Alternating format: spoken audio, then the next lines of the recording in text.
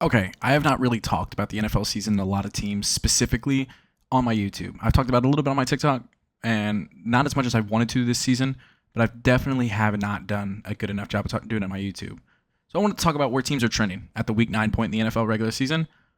And let's talk about the NFC first, because I'll split this into two videos and do an NFC and AFC. So yeah, this is Son of a Sports. Let's get into it.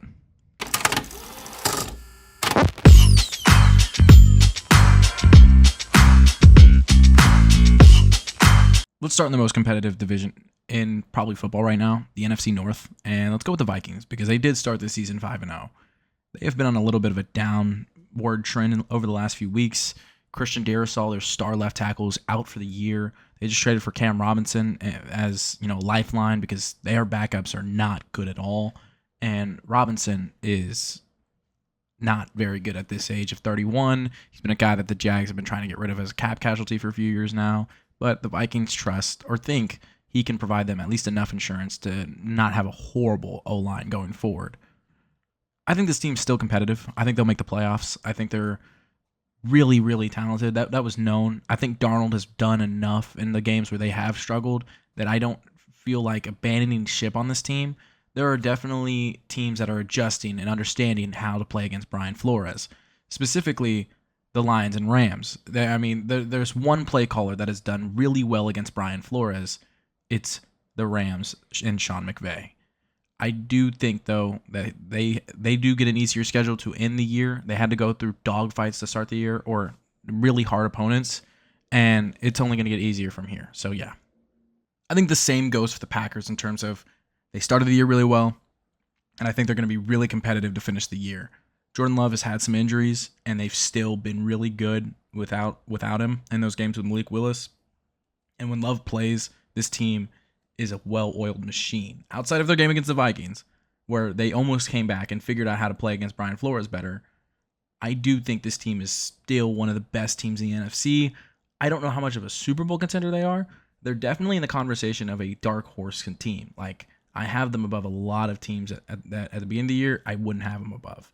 They have played way better than I thought, and their guys are playing even better now. Like Josh Jacobs, their cornerback room is better than it was at the beginning of the year, and I think their D-line's going to get better closing out the end of the year.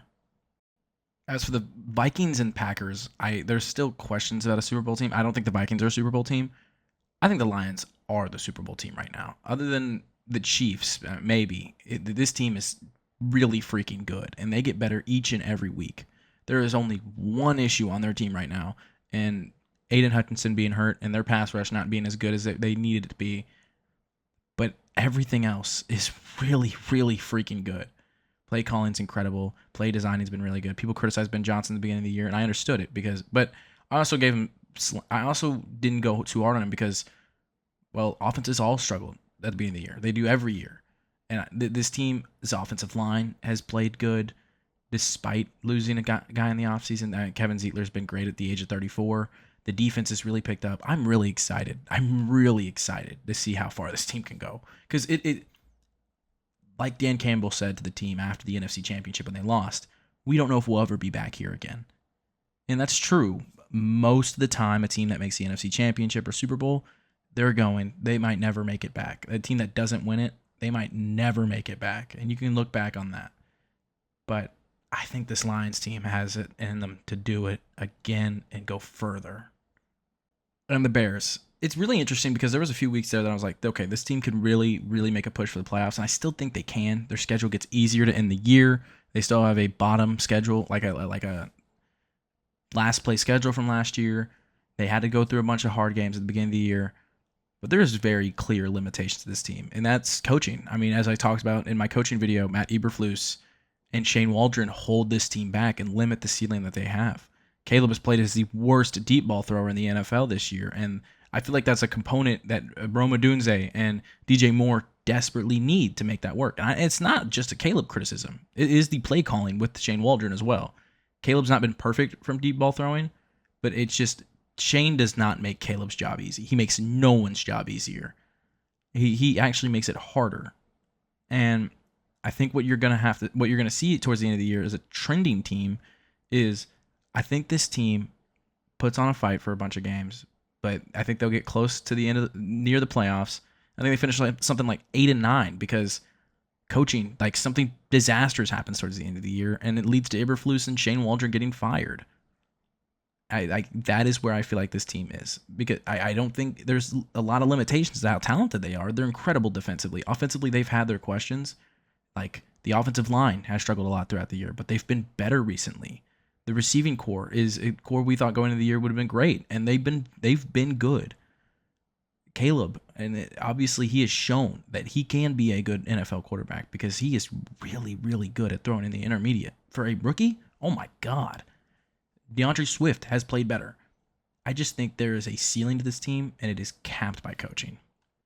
Dallas Cowboys, as I've done a video, and it's my most popular video, Dallas Cowboys are screwed. And I still feel that way. When you don't show significant signs of improvement, but actual regression up until week 9, and week 9 is a turning point. Like weeks 9 through 12 are turning points in seasons. That's where teams start picking up if you're going to be a team that like ends up being really good at the end of the year. If you're a team that was started the year bad and you end up being good, this is where it changes.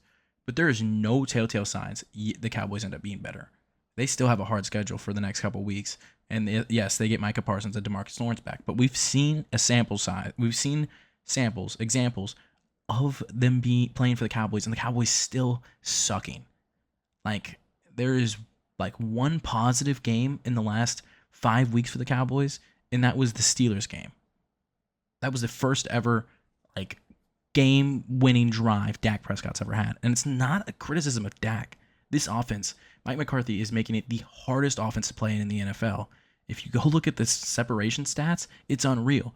Yes, some of it's the receivers, but Mike McCarthy, this offense is disastrous, and defenses know how to play against it because they've seen it all last year. It's just the same repetition of that outside of the Dak adjustment plays. So Dak keeps forcing in the tight windows. Dak throws more picks. This is the worst year of his career statistically. And there's no running game to help. The offensive line is barely being like the offensive line's like league average on its best day. The defense is one of the worst in the NFL. This team, I think, like if I had to make a prediction for a record here, I think it's like 6-11, maybe 7-10, because there are winnable games. Dak Prescott is a good quarterback. CeeDee Lamb's a good receiver. You know, like Jake Ferguson's a good tight end. Brandon Cooks might come back and be better than he was at the start of the year. But there's nothing right now that tells me that's going to happen. And I don't think they make a playoff push. I know Jerry Jones keeps pushing for trades, saying it's going to finally happen. But don't count on it. This Philadelphia Eagles team feels like it's split in the middle exactly of what they were in 22 and what they were at the end of 23. They weren't the 10-1 team that they were at the beginning of 23 either. I think this team is very talented. I think the offensive line, despite losing Jason Kelce, is still top of the league. It is the best offensive line coaching in football. It is unreal how good they are still. Saquon Barkley has been a home run addition. The receivers are finally back and healthy. The defense, coached by Vic Fangio, I mean, Vic is one of my favorite play callers in the NFL. I know it's getting older, and it's getting phased out now. Now that the Mike McDonalds and the Vance Josephs exist, but these old guys designing plays like this, they'll always have a place in the NFL. The offense has adjusted really well recently too. Like coming out of the bye, they were using motion and play action and outside zone more than we have ever seen in the last year and a half from them. I am really impressed. I hate the Eagles with all my blood and soul. They bother me. But man, this team is a dark horse. As for the Giants, they do have a hard schedule to close out the year. They have an easier run schedule, so if you have Tyron Tracy in fantasy, go right ahead there. But yeah, it's very clear in these games that they lose. They're 2-6 right now. That this team is still a quarterback away. Brian Burns has looked better. Kayvon Thibodeau's had his games. Like, he's not the total bust that a lot of people, including me, were starting to feel like he was. Like, he's one of my favorite prospects in recent years, but he's a massive lesson for great evaluators in each draft. And it's just this team still needs to work on corner issues. Their first-round pick at corner last year has had serious behavioral issues this year. He's been benched in 3 games by not showing any effort. Their safeties, yes, letting Xavier McKinney go sucks, but Tyler Newpin needs to develop more. Their defense is fine, but the offense is still bad. Losing Andrew Thomas just really just screwed you out of getting to even maybe 6 wins this season. I know Giants fans that feel like it's going to be like 3 to 4 wins. They win 1 or 2 more games to finish the year. And Daniel has not been good. There are so many things to like about this Commanders team, and I think they're 6-2 right now. I think they finish 11-6. Trending, I'm going to go long-term trending here because an hour ago when I was getting food before I recorded this, there's reports coming out from Adam Schefter. There are multiple players across the league trying to get trades to the Commanders. They want to go there. They want to be near Jaden Daniels. They want to be with Dan Quinn and Adam Peters, the new front office, the new ownership. Ownership that is shown in their other sport where they own a team.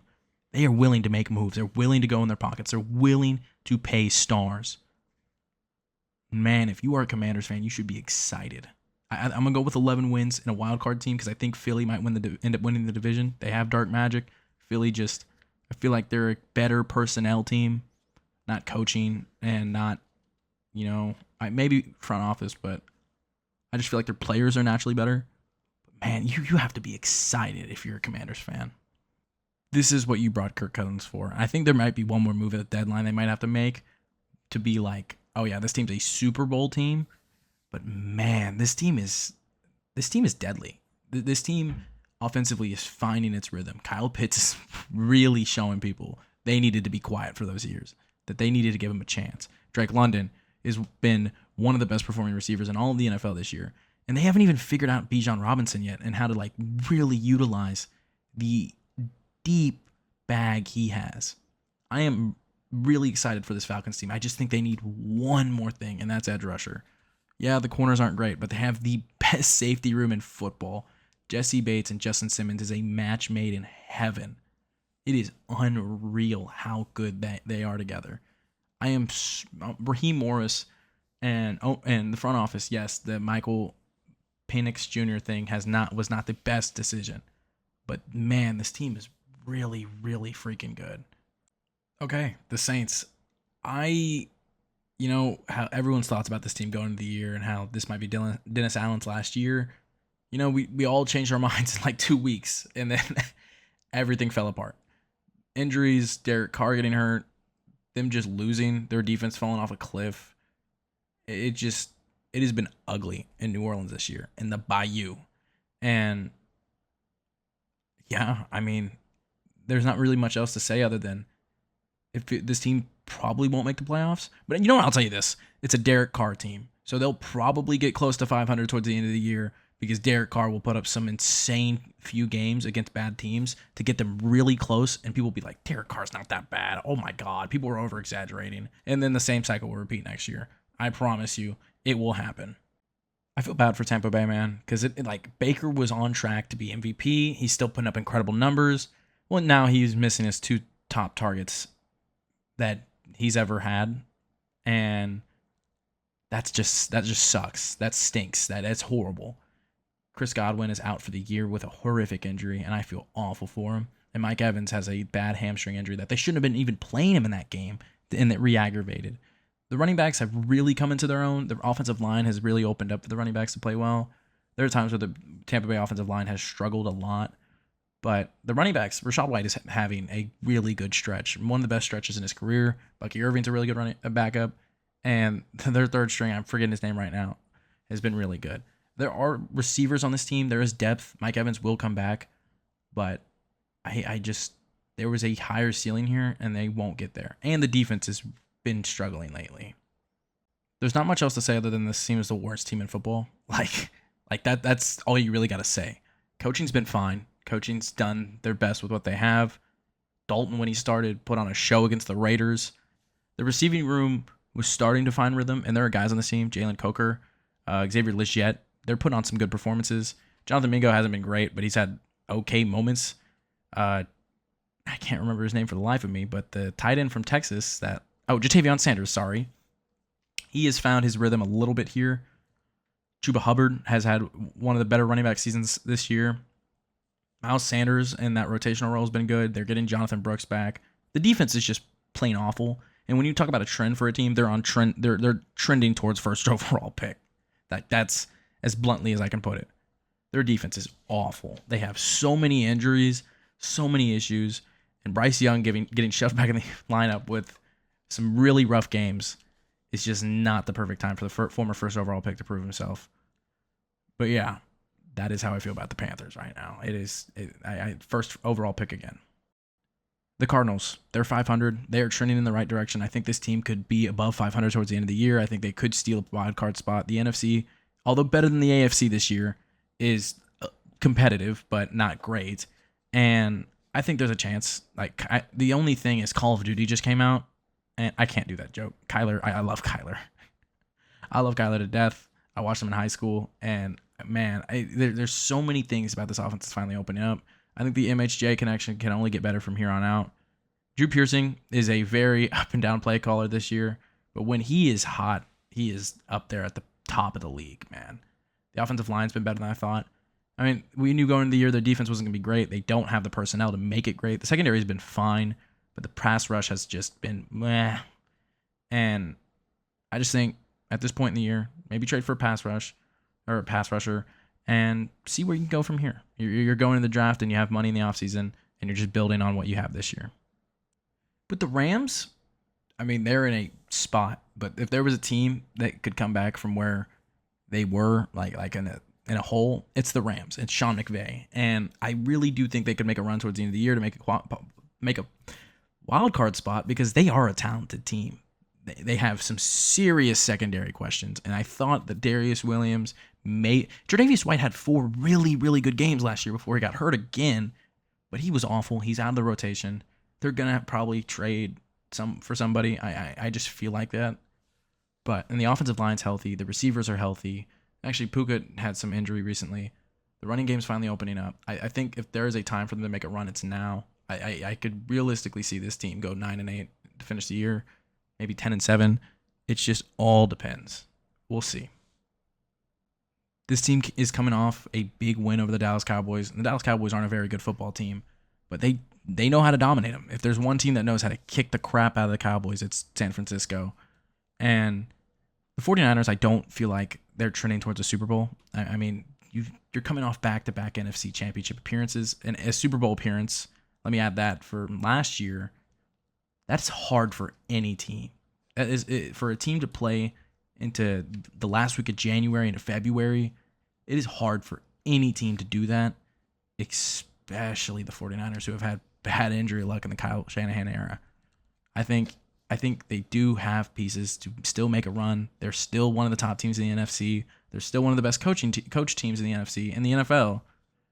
If there was a year where I feel like the 49ers don't get in the NFC Championship, it is this year. This offensive line is putrid, and it really caps out how good this team can be.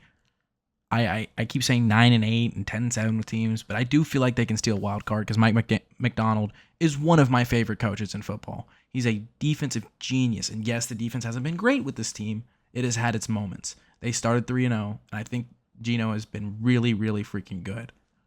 I just think if injury luck works out, they can still make a run for a wild card. I feel like all 4 NFC West teams, like a lot of years in the past 10 years, have a realistic chance of making the playoffs. And despite my saying that I think every NFC West team can make the playoffs, I'm still going to go with only one doing it. And my teams that I think, and this is not any order of seeding, teams that make the playoffs: Lions, Vikings, 49ers, Eagles, Commanders, Falcons, and Packers. Yeah, that's my feeling around it. And there's going to be a lot of teams that are competing for it. This is a very competitive NFC, actually. And it's going to be a lot of fun. We're only week 9, and this could all look horrible in about 10 weeks. This is Son of Sports, and I'll catch you next time.